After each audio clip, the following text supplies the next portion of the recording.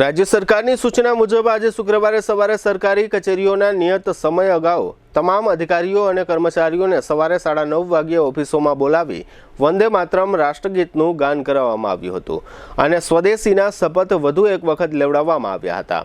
અત્રે ઉલ્લેખનીય છે કે 1875ની સાલમાં બંકિમચંદ્ર ચેટર્જીએ વંદે માતરમ ગીતની રચના કરી હતી। આ ગીતમાં ભારતને માતા તરીકે ઓળખાવીને ભક્તિ અને પ્રેમનું દર્શન કરાવવામાં આવ્યું હતું।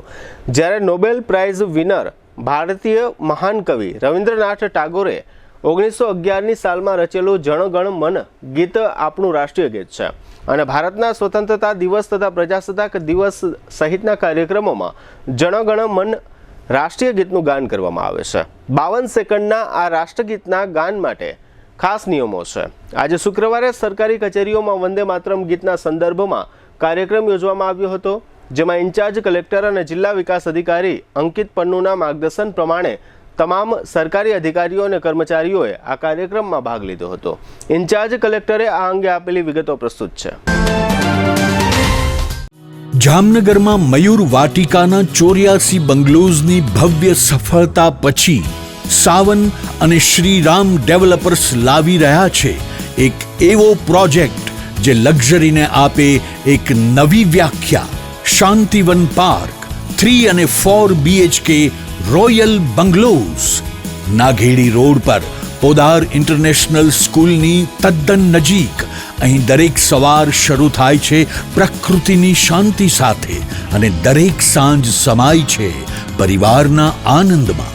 3 અને 4 BHKના રોયલ બંગલોઝ જ્યાં છે વિશાળ જગ્યા, સુશોભિત ગ્રીન લેન્ડસ્કેપ અને ડિઝાઇનમાં છે ક્લાસ જે તમારા સ્ટેટસને આપે નવો સ્તર।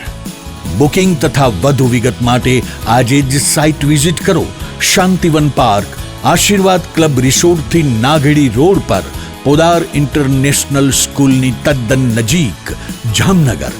સંપર્ક કરો રામભાઈ કંડોરિયા 97 129 83 637, રામસિંહભાઈ કંડોરિયા 99 790 46 680।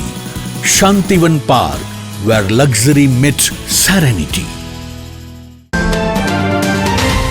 आज सोना માટે એક બહુ ઐતિહાસિક દિવસ। આજે અમારે રાષ્ટ્રીય ગીત વંદે માતરમનો 150 વર્ષ પૂરા થાય છે। આ ગીત 1875માં બંકિમચંદ્ર ચેટર્જી દ્વારા એની રચના થઈ હતી।